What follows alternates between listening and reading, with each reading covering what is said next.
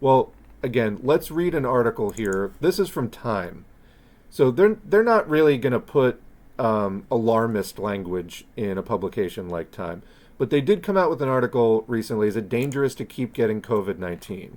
And they did interview some good researchers whose names I recognized. So let's read it. Getting COVID-19 today is much less scary and more common, shouldn't be more common, than it was 3 years ago. By now, many people have had it not just once, but 2, 3, or even more times. Most of the time, repeat infections aren't as severe as they were the first time, which leads to a sense of complacency about getting COVID-19 over and over. But reinfections aren't harmless. As cases continue to rise and more variants arrive on the scene, infectious disease experts are warning that repeat infections could have cumulative, lasting effects. Let me point out as well that 1.2 million people have already died, and many others have been seriously sickened by this. People have developed disabilities and different things, and it's not getting the kind of coverage and spotlight that it should be. In fact, Joe Biden's press secretary was just asked about this, like, are you going to be recommending masks or anything? And the press secretary was doing this incredibly obnoxious thing of putting on a real show of appearing bored and annoyed by the question. Fuck you.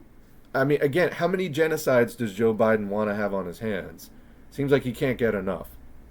Anyway, quote, there is some early evidence starting to show that if you had COVID-19, there can be all sorts of problems after getting infected, unquote, and reinfected, says Dr. Robert Murphy, professor of medicine and executive director of the Havey Institute for Global Health at Northwestern's Feinberg School of Medicine. Quote, we are just at the beginning of learning about the problems that COVID-19 infections and reinfections can cause. A higher risk of long COVID. So this is one of the guys whose names I recognize from a lot of good stuff. Dr. Ziad Al-Ali, clinical epidemiologist at Washington University in St. Louis, studies long COVID, a condition marked by health effects that linger after infection. Quote, reinfection remains consequential, he says.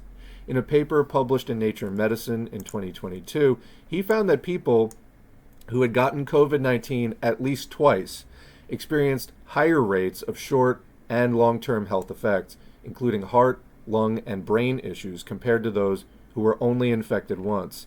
And by the way, if you're listening to this, you're on Twitch, odds are you're younger, you're maybe in your teens, 20s, or 30s. You are at least risk of developing these things, although you can, because you're younger, you're in better health, your body has less wear and tear on it. Guess what, though? That doesn't mean COVID isn't hurting you. It just means it's eating up the slack that you naturally have because you are younger before these things start showing up. So for you, it might not really show up until your 8th reinfection, whereas in an older person, let's say somebody who's 55 or 60, it might show up on their 3rd or 4th infection. But it's going to show up eventually, odds are.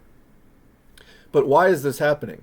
Dr. Davey Smith, a virologist and head of infectious diseases at University of California, San Diego, says that certain characteristics, such as older age, may make people more vulnerable to complications after repeat bouts. Quote, the older you get, the worse you do with viruses in general, but specifically with SARS coronavirus 2, he says.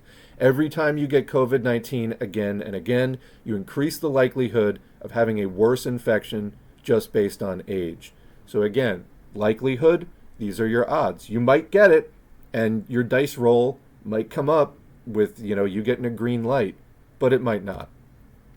Underlying health conditions that people may not necessarily be aware of, like pre-diabetes or increased inflammation, could also put them at higher risk after each infection.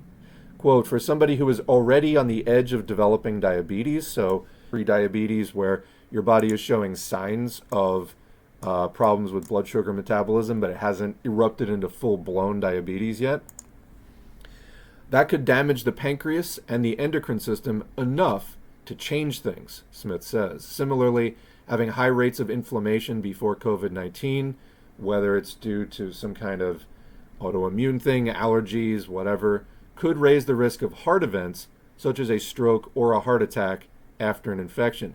I've seen this personally. People who, there was one guy who was like 40, I've mentioned before, who, yeah, was on the overweight side, again, like 3/4 of Americans, more or less. And young guy, but got COVID, had a heart attack just a couple of months later. And this is like kind of a common thing. COVID is known to be linked to increased risk of a heart attack, and then also it affects clotting, so the blood vessels, and so can cause strokes as well. Regardless of a person's health status, each COVID-19 infection can raise the risk of developing blood clots, which can travel to the brain or lungs. So this is like a deep vein thrombosis, DVT, that can be fatal. That's why Smith believes anyone who is eligible for antiviral drugs, such as Paxlovid, should take them. And again, there's issues there because they were shown, Paxlovid was shown not to have any effect on hospitalization for people who were under the age of 65. So, I mean, it's a shot in the dark. There's only so many treatments that they have. So, I mean, you know, it's like, it's between you and your doctor, but it's like, I guess try it. But whether it even works for younger people, we don't know. It doesn't seem to in some of the measurable outcomes. Anyway, so Smith believes anyone who is eligible for antiviral drugs such as Paxlovid, no longer covered by the government, by the way, should take them, since controlling the virus as quickly as possible can reduce any potential long-term or lingering effects an infection can have on the body. But you know, it'd be better not getting it at all. So in N95 we trust, wear your respirator, and you know, N95, KN95, FFP2, P100, there's different standards.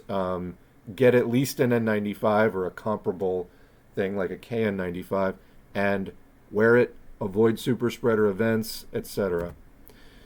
COVID-19 may alter the immune response. I think may alter is critically weak in this case. I think there's substantial evidence of that. At this point, many people view COVID-19 as relatively benign, but even if you've recovered from a mild case, and remember, although having a severe case severe enough to put you in the hospital dramatically increases your odds of developing long COVID to majority odds as you're going to get long COVID if you're in the hospital. Most, like the overwhelming majority of cases of long COVID started out as a mild infection. So what seemed mild in the first 2 or 3 weeks turned into long COVID in the overwhelming majority of cases. So there's no guarantee that the reinfection will go as smoothly. Quote, just because you did okay with it last year, which again was a different variant, doesn't mean you'll do okay with it this year, Smith says. Quote, there's a mischaracterization in the public understanding that you can get an acute infection with fever, cough, malaise, and fatigue, get over it after a few days or a week or so, then bounce back and it's gone, says Al-Ali. The data are showing that some people still display increased risk of problems even 2 years after an infection, unquote. That's what Al-Ali found in his study.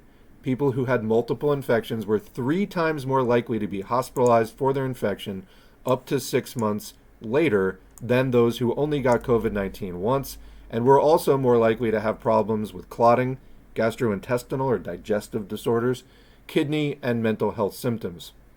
By the way, a key thing in some of the research that we've read in past years about this is probiotics. Probiotics are basically beneficial bacteria. You can get capsules of probiotics. There's different strengths of them out there. They're also found naturally in foods like yogurt or other fermented food that still has live cultures in it. Some of them are pasteurized out completely, but any fermented food that has live probiotics in it, you can make some stuff at home that is fairly safe to make. You can look up recipes for that online. Do be careful that you're using clean equipment so that you're not incubating the wrong, incubating pathogens. But yeah, you can do some fermented stuff at home. That can be a sort of natural supplement of your probiotics. But basically they found that because COVID or SARS coronavirus 2 can live in the gut, they often talk about a gut reservoir of the virus. It can alter your gut microbiome. So the bacteria that live, and you have a couple pounds of bacteria that live in your gut, they're involved in digestion, they're involved in neurotransmitter production, all kinds of really key, alchemy your body needs to do, transforming one chemical into another.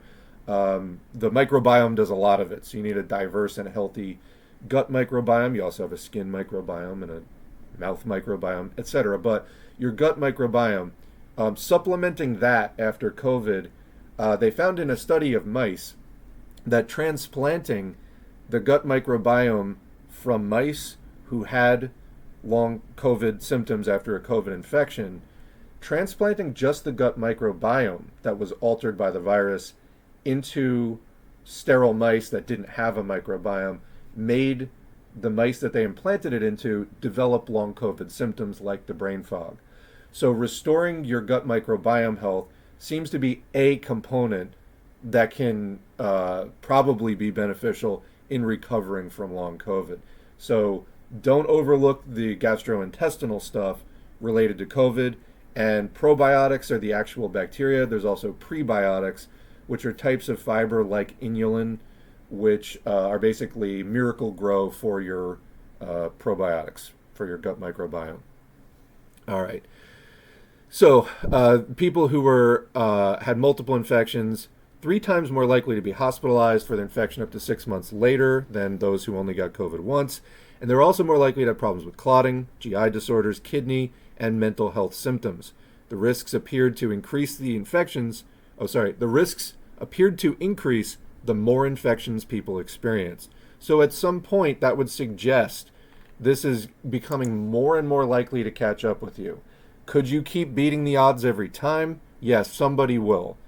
Just the probability is there's going to be somebody out there that even if their risk of developing long COVID goes up to 90%, they're going to come up with that other 10%. But for most people, it's going to catch up with you, and it gets easier for it to catch up with you with each reinfection. Understanding why SARS coronavirus 2 has a uniquely lasting effect on the body remains a challenge. Historically, when the immune system meets a new pathogen like a virus, it generates novel defenses and remembers the intruder. So it has a head start if the virus returns. So it has a memory, in other words. That's certainly the case with SARS coronavirus 2, which is why vaccines work and why getting reinfected generally leads to milder symptoms, at least for some period of time. But there's also growing evidence that in some people, getting COVID-19 the first time may compromise the immune response in a way that makes the body less likely to respond effectively the next time it sees the virus. That could leave certain organs and body systems, such as the brain. You need your brain. If you're not already sold on the importance of your brain, it's really critical. Take some time to look that up. Weaker for months after infection and subsequent ones. Quote, it's the balance of these two opposing forces, the immune system learning from the past and knowing how to deal with a virus and do a better job the second and third time around, and the idea that a first encounter with a virus might alter the immune system in some way that it becomes less efficient. That could explain why some people get long COVID, says Al-Ali. So, again, there is evidence that SARS coronavirus 2 attacks and kills T cells. So that's going to impair your immune system. There's also issues with immune imprinting, where the immune system learns the first version, the first variant that you encounter, and it may not be able to update effectively to fight greatly mutated variants down the line. So there's that. Data also continue to show, so they didn't even mention the T cells thing in here, but look that up because there's information about it. We've also covered it in previous streams and things. Data also continue to show that even vaccinated people can get long COVID, although the risk may be lower, since the protection provided by vaccines wanes over time, just as it does from infections. So, correction to that, that's not just a function of time. So, the study that we've covered on this channel out of Italy showed that people had like a natural, people who are not vaccinated, had a natural risk of about 30 or 40% of getting long COVID, but people who were vaccinated, the risk dropped down to about 16 or 17%. So roughly 1 in 6. So the vaccines reduce your odds of getting long COVID, but they don't reduce it to zero. So, that's an important thing to remember, is that you cannot just vax and relax. You vaccinate as your plan B in case you have a mask failure. But plan A is always don't get infected. And that involves behavioral interventions like masking, again, technically wearing a respirator, an N95, not just a cloth mask or a surgical mask, but an N95 with a tight seal or comparable. That's always plan A. Plan B is, stay up to date in case you get exposed somehow anyway. But, your risk of long COVID, even if fully vaccinated, I'm fully vaccinated, is not zero. So you still got to avoid that infection. Vaccines are therefore a strong but not absolute barrier to the virus.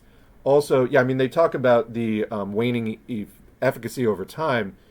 That is true also with the, I think they just this season updated the vaccines significantly to deal with the new strains. I think we're still waiting on the data for that, but I know that prior to that, like last winter, the efficacy had really dropped down. Of if you were getting the old vaccines, they were not really nearly as efficacious at reducing negative outcomes as they were against the earlier variants. So I think they may have corrected that, but I think we're also still waiting on data. All right. Preventing reinfections. Quote, each time you get hit, it does impact your body, so let's not try to get it too many times, says Smith. That's easier said than done, since after 3 years, people are tired of taking... No. The people in power said, fuck it, take your mask off. That's what happened. This is like pretending that there's no political system, there's no government, there's no public health apparatus. Oh, people are tired of taking precautions.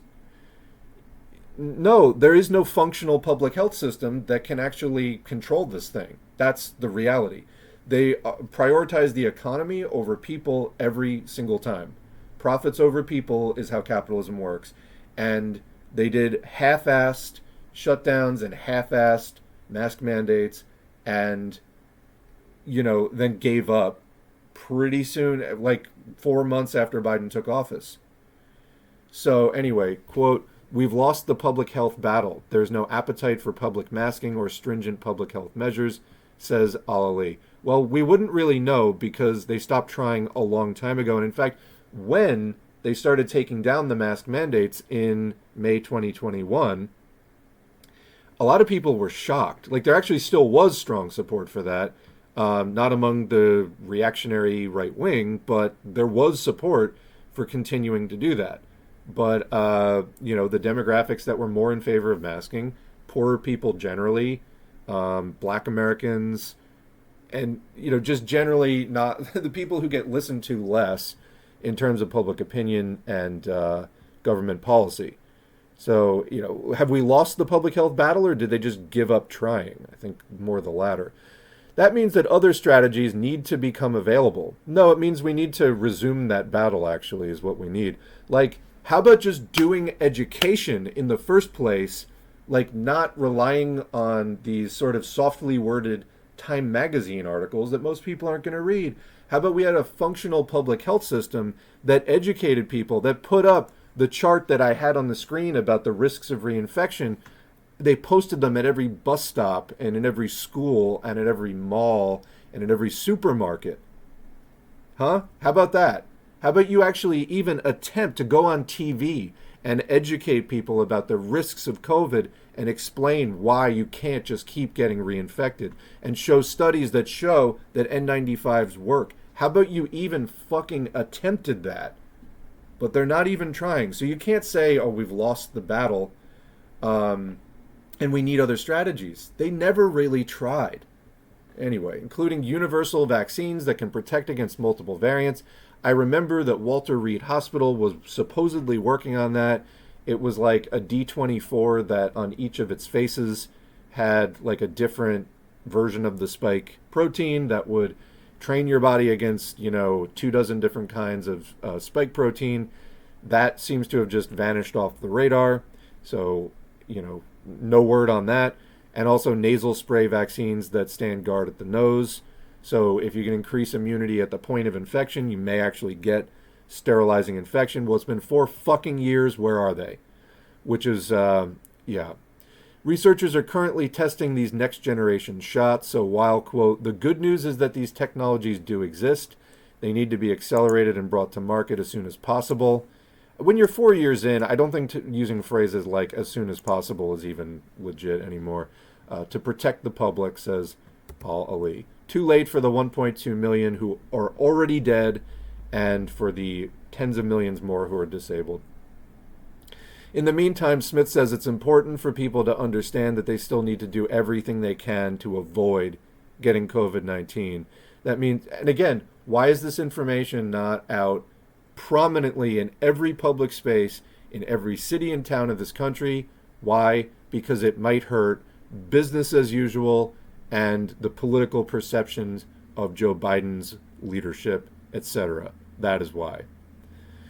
This means staying up to date with vaccinations and taking some basic precautions, such as wearing high-quality masks indoors when cases are high. No, always, especially in crowded places and on public transportation. Quote, I wish we lived in a world where getting repeat infections doesn't matter. I mean, like a world without a pandemic? Yeah. But the reality is that's not the case. Well, let's stand up for reality here and educate people about the actual risk that we are facing.